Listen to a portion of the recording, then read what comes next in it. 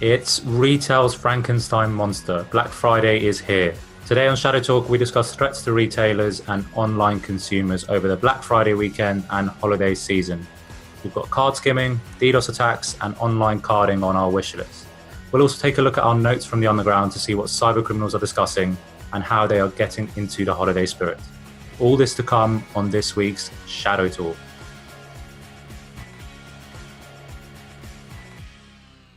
Hello, listeners, and welcome to a slightly earlier edition of Shadow Talk this week. I'm Rafael Amao. In case you missed it, it's Black Friday this week, and that means the holiday spending season has kicked off. Today, we're going to discuss the type of cybercriminal activity we usually see during Black Friday, as well as more general threats to the holiday season, both for organizations and consumers. Who better to join me this week than the man with the perfect cybercriminal name? It's Harrison Van Ripper, our Senior Strategic Intelligence Analyst. Hey, Harrison. That's not even right, Raf. Come on. It's Van Riper. Jeez. Yeah, just thinking about, I know your name is really pronounced Van Riper, but hopefully with enough pressure, you'll soon apply for that name change that I've been asking. Yeah, and our second guest today is a new friend of the pod, introducing Jamie Collier, Strategic Intelligence Analyst here at Digital Shadows. Jamie, we love a bit of nominative determinism here, as you can tell. Anything we can do with your name? Not really, sadly. It's a bit of a boring one. I do refer to myself on Twitter as the Collier Jam, which is a pretty poor play on words, but I do my best. Now, everyone's favorite consumer holiday is here. It's a shame we don't video these podcasts so you can see the utter excitement on my face. Yes, it's Black Friday. Every year it seems Black Friday becomes bigger and bigger. According to some estimates, consumers in the US spent over $14.5 billion in online transactions over Black Friday in 2017. While sales in the UK hit 3.1 billion last year. As we know from working closely with our own retail customers, Black Friday is no longer a one-day event. For those in the industry, it's actually the start of a wider phenomenon that includes Cyber Monday, running all the way through to the new year. While this may be a time for retailers to make significant profits, there is another side to Black Friday and the holiday season. Increased footfall in stores, the more people performing online transaction. This all means that Black Friday has actually had the unintended consequence of emboldening and enabling profit-seeking cybercriminals. And this is what we're going to discuss today. So to kick us off, Harrison, what are some of the traditional threats retailers and e-commerce companies face during this entire season of increased spending? Sure. So I think, traditionally we'll see a lot of point-of-sale malware from cybercriminals attempting to harvest, credit card information from, again, this big influx and flow of money around this time. You'll also see a lot of phishing campaigns, something like click here for this Black Friday deal. Something that off the top of my head, I necessarily can't come up with a perfect example of this happening, but ransomware extortion toward retailers specifically is definitely kind of something that it's possible. I think on the phishing attempts that we'll see, the fact that there have been so many more data breaches and that continues to proliferate as a trend is going to be quite significant in terms of the success of these campaigns. If I'm a cyber criminal and I'm just emailing people, I don't know anything about them, it's just kind of point blank emails, then I'm not really going to get anywhere. But if I've got a database that I know is attached to a retailer, for example, I can be much more kind of targeted with my phishing and going to be more likely to be successful. Yeah, and we've actually seen that recently. So Digital Shadows, for example, we've published a series of blogs recently on sextortion campaigns. And what it seems in these specific types of extortion campaigns is the attackers or the extortionists in this case, what they're doing is they're using previously leaked or breached credential sets, which they've either found on forums like exploit.in or in anti-public combo lists.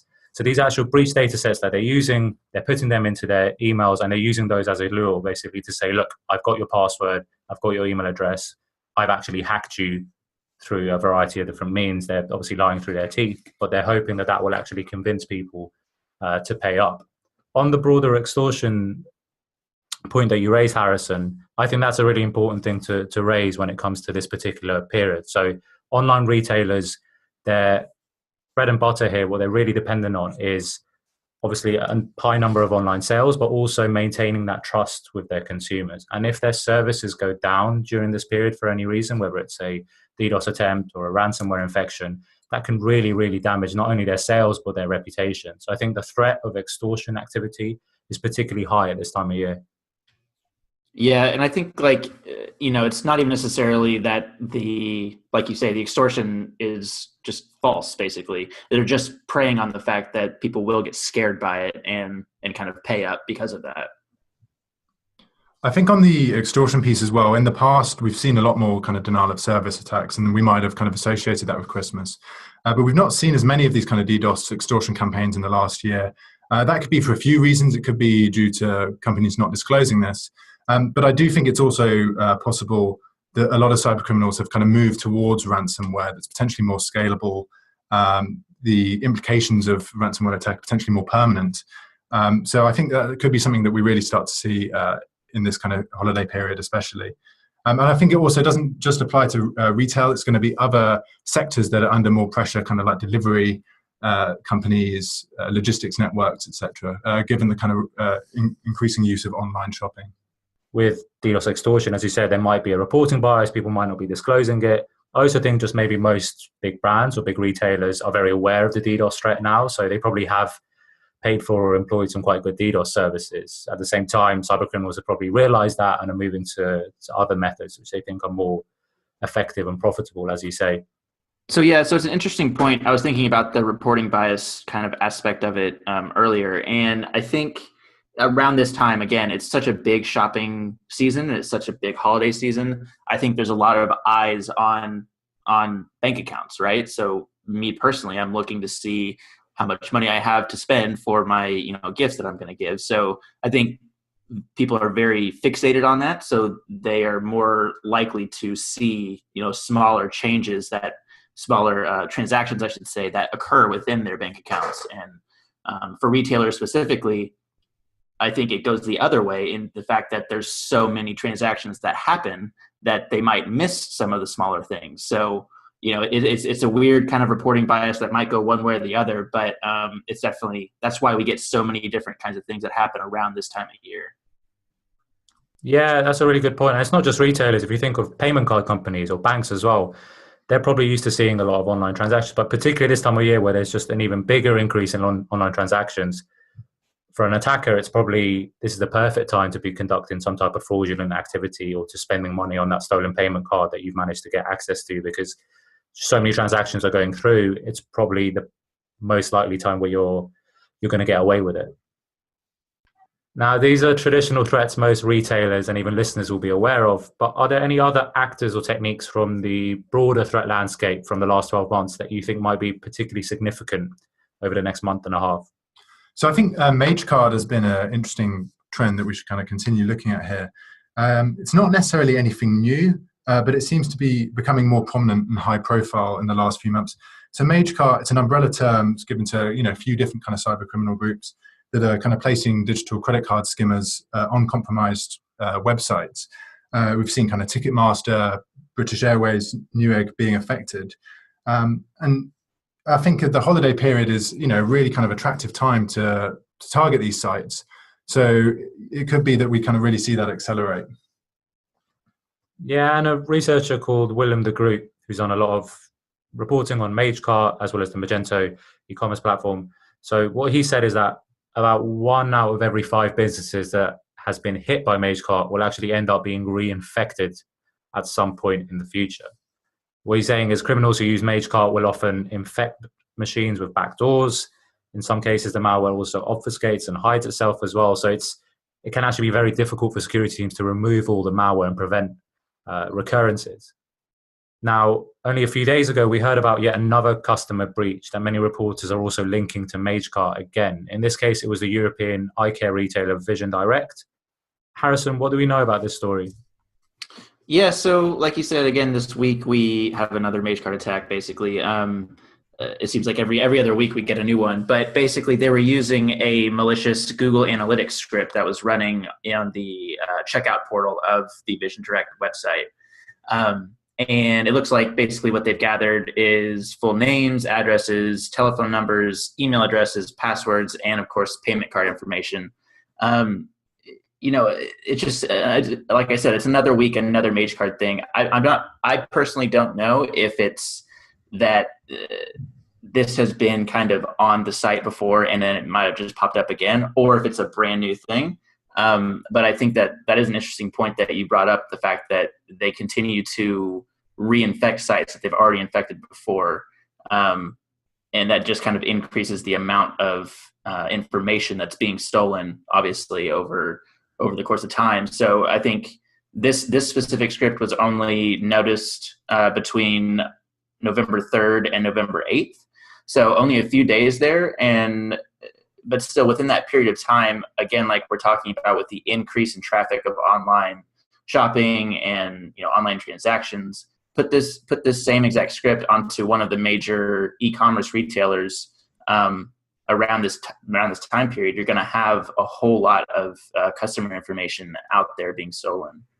Yeah, and it's not just the big major retailers. I mean, we know that e-commerce is a huge industry, and there's so many even smaller independent retailers or medium-sized ones that they've got online sites. And maybe from a consumer angle as well, there's so many different stores that you can go online, you can register on, you can upload your payment card information. So the threat of MageCart is a huge one across all these different types of services. With Vision Direct specifically, I think the current theory at the minute is that a fake Google Analytics JavaScript was designed to capture card details and implanted onto the website. So similar techniques to what had gone on before, although this time it was the fake Google Analytics element to it. So yeah, just one more point on this would be the fact that the Google Analytics script, this is the first time that we've seen this technique used by MageCart threat actors. Okay, so we talked about threats to retailers and customers. What I want to do now is focus our attention a little bit more on how cyber criminals are gearing up for Black Friday in this part of the show. That's a bit of a shameless plug here, but we've recently published a blog on Black Friday on how cyber criminals are preparing for it. What we did was we monitored a range of online sources over the past few weeks. Now, these include messaging apps, forums, marketplaces, a number of different dark websites and clear websites. And a link to this will be provided in the description of the podcast. So, Harrison, what are some of the things that we've observed cyber criminals discussing on these locations? Sure. So, purchasing of stolen payment cards is obviously one of the bigger things that we've seen. And that's definitely a continuation of activity that we've seen before. I think one of the interesting things for me was seeing trading of online carding tutorials. So again, kind of increasing the amount of cyber criminals actually conducting this activity, along with, again, a tutorial, like basically walkthrough guide of how to do it. And then also kind of arranging drops and pickups. So actually arranging physical locations where people can go and pick up their wares and their purchases. So all this stuff has been observed, and it's kind of a continuation of what's been going on, but it's interesting to see it kind of pick up around this time period. Yeah, on the tutorials, what's interesting there is, so criminals basically create a wish list of, at least this is what's being seen on some of the areas that we're covering. They create like a wish list of what they want to buy, or they actually want a card using stolen payment information. The same way all of us at Christmas create a wish list of things that we want to receive or buy. And then they also create a hit list of retailers who they can then target with those stolen payment cards. Over Telegram and Discord and forums, they then discuss which particular retailers and e-commerce stores are easier to card or target, which ones have laxer security measures, at least in their opinion. And then what you get out of that is a subsidiary market where cyber criminals will trade these online tutorials. And these tutorials are sometimes very specific to a particular retailer. So you will buy a specific tutorial teaching you a step-by-step guide of how to target this particular retailer in this particular region. And in terms of the prices we're seeing, these are going for around $20 a piece. The other interesting thing from what you said, Harrison, is the purchasing of stolen payment cards, and actually just the areas where these communications are taking place. So when we were looking on marketplaces, we actually didn't see too many references to Black Friday on marketplaces, which in the past we would see a lot. At the minute, what we're actually seeing is far more references to Black Friday on forums and Telegram channels, which actually isn't surprising. If anyone's heard the podcast before, we talked a lot about how since Alphabet and Hamster, the two major popular marketplaces, went down last year, there's been a slight shift towards forums, towards peer-to-peer channels, towards messaging applications. So it seems at the minute Telegram groups are really popular for the coordination of these type of Black Friday activities, whether it's creating the hit lists, sharing tutorials, purchasing stolen payment cards, or as you said, arranging drops and pickups. I think one thing that's also important to think about here is that when organizations are targeted and if cyber attacks are successful, the game hasn't necessarily finished. It's important for organizations to be tracking these trends and really bake that into their incident response. Yeah, I'm glad you bring that up, Jamie. I'll open this out to Harrison as well. So what sort of tips do we have for either consumers or retailers or companies who are worried about some of these threats to Black Friday? I think kind of one of the main things is being aware, right? Being aware of kind of what the threats are that are out there. Obviously, monitoring for permutations of payment card websites. So something like a typo squat domain, obviously, or related to kind of banking Trojans, you could also extrapolate that to people collecting login information. I think also merchants should kind of monitor for mentions of their names on these carding sites, because these are the kind of discussions that would then spark up and kind of increase that flow of criminal activity. Yeah, cheers, Harrison. So I think most merchants probably are aware they should have implemented some of these things prior to Black Friday. But anyway, going forward, merchants should really consider using things like 3D Secure as an additional layer of security. This has proved to be a real obstacle for criminals in the past, and that's deployed by Visa and MasterCard. In the same way, consumers can try and reduce the risk of payment card theft by transacting with known retailers, and if shopping somewhere new, ensuring that the merchant uses something like 3D Secure. So as you said, Harrison, it's a lot about awareness and just being a bit more discerning when you do your online shopping. Yeah, one thing I wanted to raise is that a lot of the scams that we see are targeting individuals, and it's easy for organizations maybe to get a bit complacent, think this doesn't affect them. Obviously, that's not true. It's affecting their reputation. It's revenue diverted away from them. And I think what Harrison has just said is all these different ways that organizations can actually be empowered to actually prevent some of these kind of scams taking place and targeting individuals in the first place. Great. Thank you for that, Jamie. Now, we're coming towards the end of the episode. As always, I'll go to each of you and just get a quick takeaway for our listeners. Who wants to go first? So I could maybe just jump in, and we've talked a lot about retail, and for good reason. It's clearly being targeted a lot, and we've seen that in the past. Cyber criminals are going to continue to do that, but they're going to be up against a sector that has its guard up, and we'll also see, delivery and banks have their kind of guard up during this time. But cyber criminals might also, or other threat actors might try and target other sectors as well. Holiday period is typically where a lot of people are working remote. They're taking time off. And this potentially makes organizations vulnerable. So I think one thing that's really important is that this is always going to happen. People are always going to want holiday at this, or to take time off during this point. But it's just really important that that reality is kind of baked into the incident response, the mitigation plans, etc. So that if organizations are targeted, they're not scrambling to find out who to call and if they're on holiday, etc. Yeah, I think that's a really good point you raise. I think definitely from speaking to retailers, particularly the larger retailers, I know at this time of year, Black Friday and into the holiday season, all the way up until New Year, yes, it's a period where people want holiday, but it's also the biggest time of year for retailers. So definitely in terms of incident response, in terms of how they're approaching things, they really, as you say, have got their guard up. You say payment card or financial services as well, they generally, with security, they're usually well established and they know what they're doing. But at the same time, we talked a few weeks ago about Tesco Bank, for example, and we saw there, yes, they've got all the documentation in place, all the policies, but there's still errors. They were calling a number where someone wasn't manning the phone at that time, or an email address where someone wasn't in, and it took ages for that person to respond. So errors do occur. So I think in terms of incident response, those points are, they're all really valid. And Harrison, what about your takeaway this week? Yeah, so I guess just also on the back of what you said, Jamie, I totally agree with all of that. I think also it's important to, as you say, keep your guard up, but not necessarily be distracted by the front forward-facing, customer-facing aspect of the holiday. So again, like keeping in mind that obviously the back-end systems are also extremely important, obviously, and to keep an eye on those as well. I know that we have a couple of retailer clients who are very concerned about the ransomware stuff that would not necessarily hit their customer-facing infrastructure, but would hit their back end. So that's obviously something to keep in mind. I think my other takeaway would also be, just coming from a threat landscape perspective, keeping an eye on MageCart.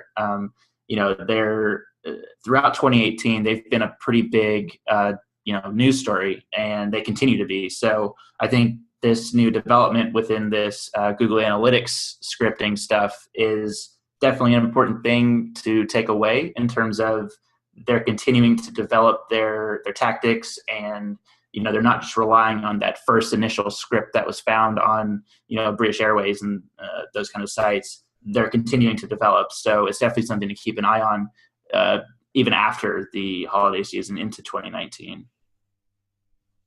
Thank you very much for that, Harrison. Okay, great. I want to thank my guests for joining me today, and have a good Thanksgiving to everyone in the United States, and join us again next week on Friday for another edition of Shadow Talk. Thank you for listening.